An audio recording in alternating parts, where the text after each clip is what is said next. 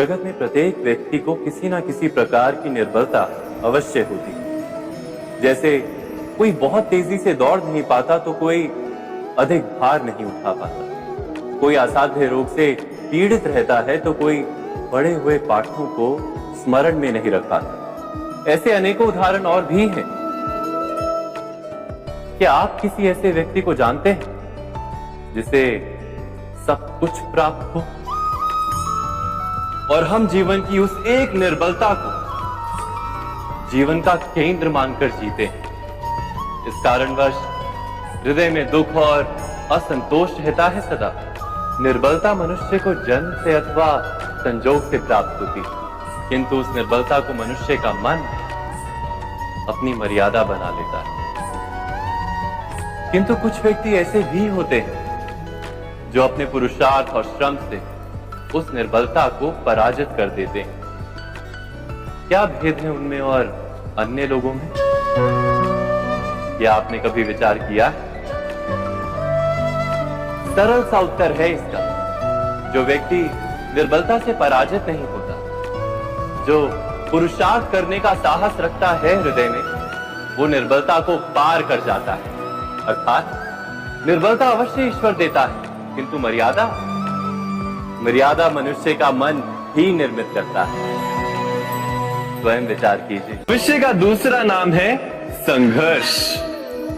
हृदय में आज इच्छा होती है और यदि पूर्ण नहीं हो पाती तो हृदय भविष्य की योजना बनाता है। भविष्य में इच्छा पूर्ण होगी ऐसी कल्पना करता रहता है, किंतु जीवन ना तो भविष्य में है ना अतीत में। जीवन तो इस क्षण का नाम, अर्थात इस क्षण का अनुभव ही जीवन का अनुभव।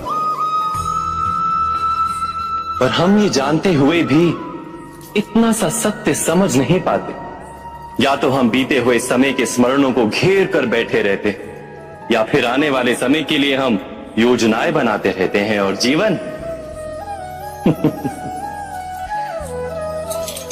जीवन बीत जाता है। एक सत्य यदि हम हृदय में उतार लें कि ना हम भविष्य देख सकते हैं, ना ही भविष्य निर्मित कर सकते हैं, हम तो केवल धैर्य और साहस के साथ भविष्य को आलिंगन दे सकते हैं, स्वागत कर सकते हैं भविष्य का। तो क्या जीवन का हर पल जीवन से नहीं भर जाएगा? स्वयं विचार कीजिए। ज्ञान प्राप्ति सदा ही समर्पण से होती है, ये हम सब जानते हैं। किंतु समर्पण का वास्तविक महत्व क्या है? क्या हमने कभी विचार किया? मनुष्य का मन सदा ही ज्ञान प्राप्ति में विभिन्न बाधाओं को उत्पन्न करता है।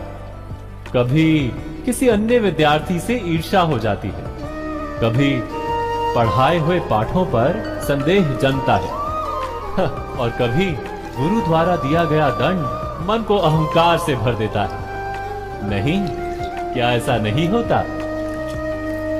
न जाने कैसे कैसे विचार मन को भटकाते हैं और मन की इसी अयोग्य स्थिति के कारण हम ज्ञान प्राप्त नहीं कर पाते।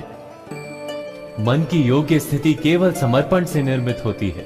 समर्पण मनुष्य के अहंकार का नाश करता है, ईर्ष्या, महत्वाकांक्षा आदि भावनाओं को दूर कर हृदय को शांत करता है और मन को एकाग्र करता है। वास्तव में ईश्वर की सृष्टि में ना ज्ञान की मर्यादा है, ना ज्ञानियों की। गुरु दत्तात्रेय ने तो गाय और श्वान से भी ज्ञान प्राप्त कर लिया था। अर्थात विषय ब्रह्म ज्ञान का हो या जीवन के ज्ञान का या गुरुकुल में प्राप्त होने वाले ज्ञान का, उसकी प्राप्ति के लिए गुरु से अधिक महत्व है उस गुरु के प्रति हमारा समर्पण। क्या ये सत्य नहीं?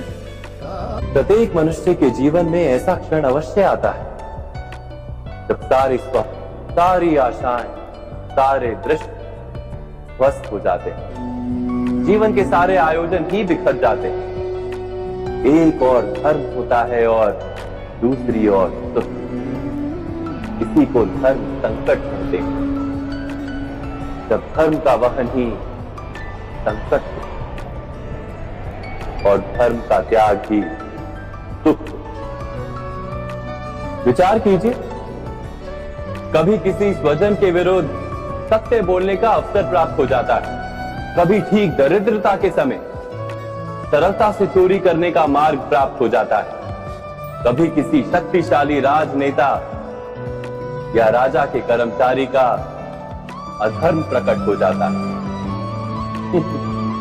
सबके जीवन में ऐसी घटना बनती ही रहती है। अधिकतर लोग ऐसे किसी क्षण को धर्म संकट के रूप में जान ही नहीं पाते। हमें किसी प्रकार के संघर्ष का अनुभव ही नहीं होता। सहजता से सुख की ओर खींचे चले जाते हैं, जैसे मक्खी गुड़ की ओर खींची चली जाती है। वास्तव में धर्म संकट का क्षण ईश्वर के निकट जाने का क्षण होता है।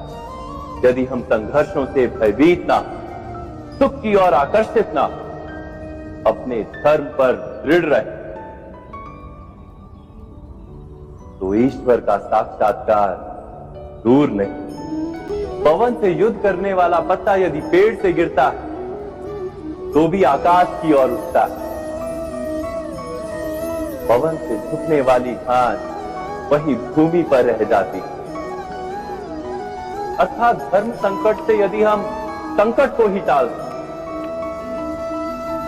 सुख तो मिलता है, जीवन बढ़ता है, किंतु क्या चरित्र नहीं टूटता? क्या आत्मा दरिद्र नहीं हो जाती? क्या ईश्वर से अंतर नहीं हो जाता? स्वयं विचार कीजिए। दो व्यक्ति जब निकट आते हैं तो एक दूसरे के लिए सीमाएं और मर्यादाएं निर्मित करने का प्रयत्न अवश्य करते हैं। हम यदि सारे संबंधों पर विचार करें तो देखेंगे इन सारे संबंधों का आधार यही सीमाएं हैं जो हम दूसरों के लिए निर्मित करते हैं। और यदि अनजाने में भी कोई अन्य व्यक्ति इन सीमाओं को तोड़ता है तो उसी क्षण हमारा हृदय क्रोध से भर जाता है। इन सीमाओं का वास्तविक रूप क्या है? क्या हमने कभी विचार किया? सीमाओं के द्वारा हम दूसरे व्यक्ति को निर्णय करने की अनुमति नहीं देते। अपना निर्णय उस व्यक्ति पर थोपते, अर्थात किसी की स्वतंत्रता का अस्वीकार करते हैं। और जब स्वतंत्रता का अस्वीकार किया जाता है तो उसका हृदय दुख से भर जाता है। और जब वो सीमाओं को तोड़ता है तो हमारा हृदय क्रोध से भर जाता है। क्या ऐसा नहीं होता?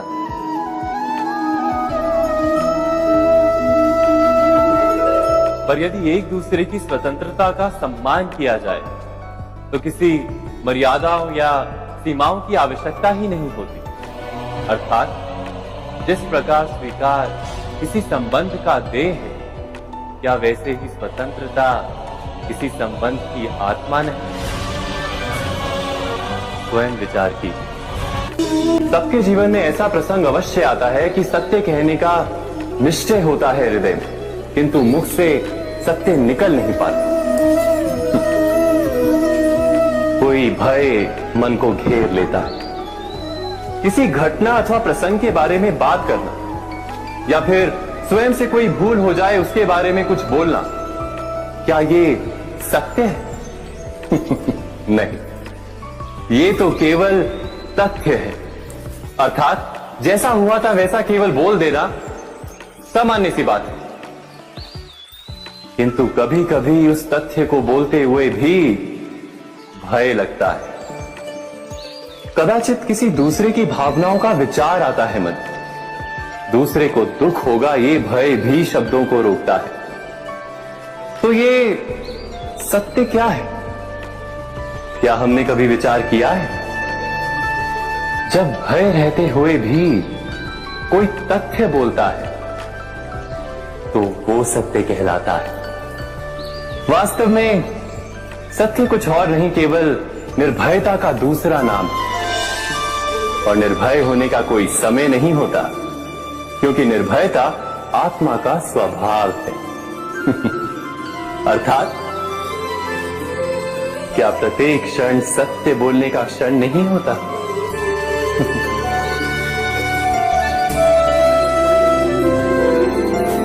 स्वयं विचार कीजिए।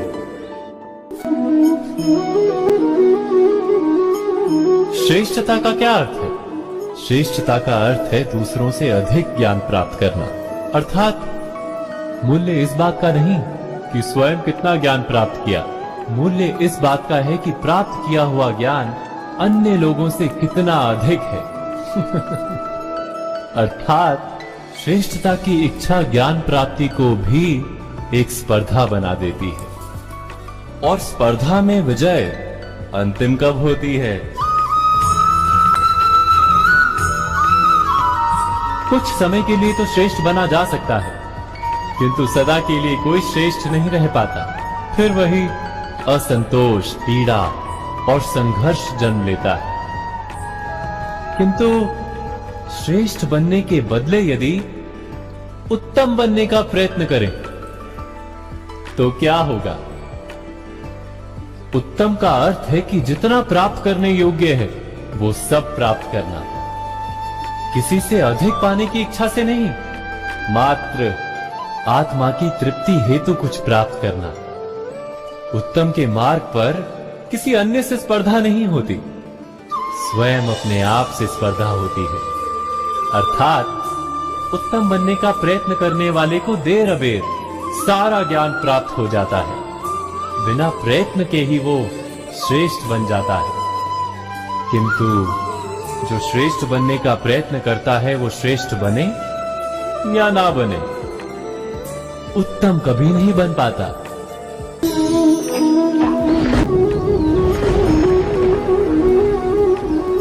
सपनों और पूर्वाभासों के आधार पर हम भविष्य के सुख दुख की कल्पना करते हैं। भविष्य के दुख का कारण दूर करने के लिए हम आज योजना बनाते हैं। किंतु कल के संकट को आज निर्मूल करने से हमें लाभ मिलता है या हानि पहुंचती है? ये प्रश्न हम कभी नहीं करते। सत्य तो ये है कि संकट और उसका निवारण सात जन से, व्यक्ति के लिए भी और सृष्टि के लिए भी। नहीं, आप अपने भूतकाल का स्मरण कीजिए, इतिहास को देखिए, आप तुरंत ही ये जान पाएंगे कि जब जब संकट आता है तब तब उसका निवारण करने वाली शक्ति भी जन्म लेती है। यही तो जगत का चलन है। वस्तुतः संकट ही शक्ति के जन्म का कारण है। प्रत्येक व्यक्ति जब संकट से निकलता है तो एक पद आगे बढ़ा होता है, अधिक चमकता है, आत्मविश्वास से अधिक भरा होता है, न केवल अपने लिए अपितु विश्व के लिए भी। क्या ये सत्य नहीं? वास्तव में संकट का जन्म है एक अवसर का जन्म, अपने आप को बदलने का, अपने विचारों को ऊंचाई पर करने का अवसर, अपनी आत्मा को बलवान और ज्ञान मंडित बनाने का अवसर। जो ये कर पाता है उसे कोई संकट नहीं होता, किंतु जो ये नहीं कर पाता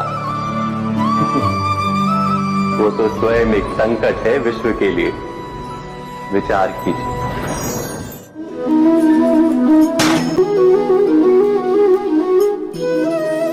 जीवन का हर क्षण निर्णय का क्षण होता है। प्रत्येक पद पर दूसरे पद के विषय में कोई निर्णय करना ही पड़ता है, और निर्णय अपना प्रभाव छोड़ जाता है। आज किए गए निर्णय भविष्य में सुख अथवा दुख निर्मित करते हैं, ना केवल अपने लिए, अपने परिवार के लिए, आने वाली पीढ़ियों के लिए। जब कोई दुविधा सामने आती है तो मन व्याकुल हो जाता है, अनिश्चय से भर जाता है। निर्णय का वो क्षण युद्ध बन जाता है और मन बन जाता है युद्ध भूमि। अधिकतर निर्णय हम दुविधा का उपाय करने के लिए नहीं, केवल मन को शांत करने के लिए लेते हैं। पर क्या कोई दौड़ते हुए भोजन कर सकता है? नहीं। तो क्या युद्ध से जूझता हुआ मन कोई योग्य निर्णय ले पाएगा? वास्तव में शांत मन से जब कोई निर्णय करता है तो अपने लिए सुखद भविष्य बनाता है, किंतु अपने मन को शांत करने के लिए जब कोई निर्णय करता है तो वो व्यक्ति भविष्य में अपने लिए कांटों भरा वृक्ष लगाता है। स्वयं विचार कीजिएगा।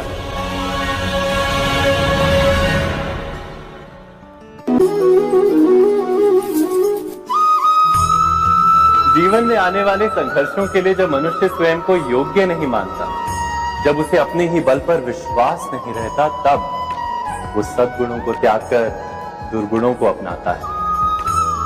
वस्तुतः मनुष्य के जीवन में दुर्जनता जन्म ही तब लेती है जब उसके अंतर में आत्मविश्वास नहीं होता। आत्मविश्वास ही अच्छाई को धारण करता है। ये आत्मविश्वास है क्या?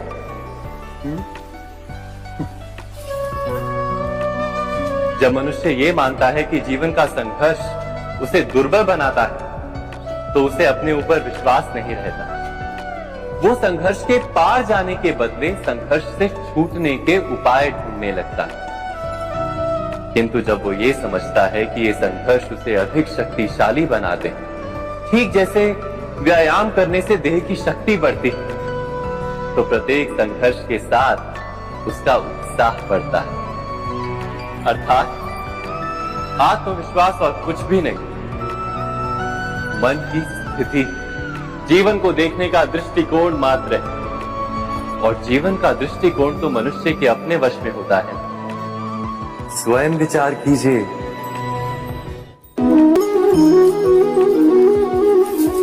पिता सदा ही अपने संतान के सुख की कामना करते, उनके भविष्य की चिंता करते रहते। इसी कारणवश सदा ही अपने संतानों के भविष्य का मार्ग स्वयं निश्चित करने का प्रयत्न करते रहते।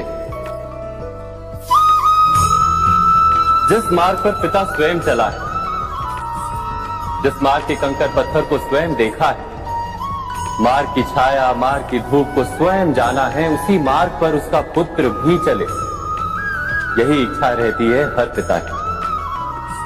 निसंदेह उत्तम भावना है ये। किंतु 3 प्रश्नों के ऊपर विचार करना हम भूल ही जाते हैं। कौन से प्रश्न? प्रथम प्रश्न, क्या समय के साथ प्रत्येक मार्ग बदल नहीं जाते? क्या समय सदा ही नई चुनौतियों को लेकर नहीं आता? तो फिर बीते हुए समय के अनुभव नई पीढ़ी को किस प्रकार लाभ दे सकते हैं? दूसरा प्रश्न, क्या प्रत्येक संतान अपने माता पिता की छवि होता है? हाँ, संतानों को संस्कार तो अवश्य माता पिता देते हैं, किंतु भीतर की क्षमता तो ईश्वर देते हैं। तो जिस मार्ग पर पिता को सफलता मिली है, विश्वास है कि उसी मार्ग पर उसकी संतानों को भी सफलता और सुख प्राप्त होगा। तीसरा प्रश्न, क्या जीवन के संघर्ष और चुनौतियां लाभकारी नहीं होती? क्या प्रत्येक नया प्रश्न एक नए उत्तर का द्वार नहीं खोलता? तो फिर संतानों को नए नए प्रश्नों, संघर्षों और चुनौतियों से दूर रखना, ये उनके लिए लाभ करना कहलाएगा या हानि पहुंचाना? अर्थात जिस प्रकार संतान के भविष्य का निर्माण करने के बदले उसके चरित्र का निर्माण करना श्रेष्ठ है, वैसे संतानों के जीवन का मार्ग निश्चित करने के बदले उन्हें नए संघर्षों के साथ जूझने के लिए मनोबल व ज्ञान देना अधिक लाभदायक नहीं होगा? स्वयं विचार कीजिए। मनुष्य की सबसे बड़ी दुर्बलता क्या होती है? सोचिए। धन, प्रेम, अहंकार। मनुष्य की सबसे बड़ी दुर्बलता होती है उसके रहस्य। चाहे आप कितने भी शक्तिशाली क्यों ना हो, कितने भी प्रबल क्यों ना हो, परंतु उसके रहस्य उसके नाश की चाबी होती है। इसलिए यदि प्रबल रहना है, शक्तिशाली रहना है, समर्थ रहना है, तो अपने रहस्य को किसी को भी ना बता, ना मित्र को और ना ही शत्रु को, क्योंकि समय पड़ने पर कब कौन शत्रु हो जाए ऐसा कहना संभव नहीं। विभीषण को रावण के अमृत कुंड का ज्ञात था, इसीलिए प्रभु श्री राम रावण का वध करने में सफल हो सके। इसलिए उचित यही है कि आप अपने रहस्य को स्वयं तक ही सीमित रखें। मनुष्य जीवन की परीक्षा में सफल होने के लिए क्या नहीं करता? वो परिश्रम करता है, दौड़ भाग करता है, और ये सब करने के पश्चात भी जब उसका काम नहीं बनता तो वो नकल करता है ना? तनिक लौटिए अपने बचपन में, स्मरण कीजिए अपने बचपन की स्मृतियों का। क्या स्मरण हुआ? विद्यालय में जब आप परीक्षा देने जाते थे तो क्या होता था? आप ना सही परंतु कोई ना कोई सफलता पाने के लिए नकल करता ही था और उत्तीर्ण भी हो जाता था, है ना?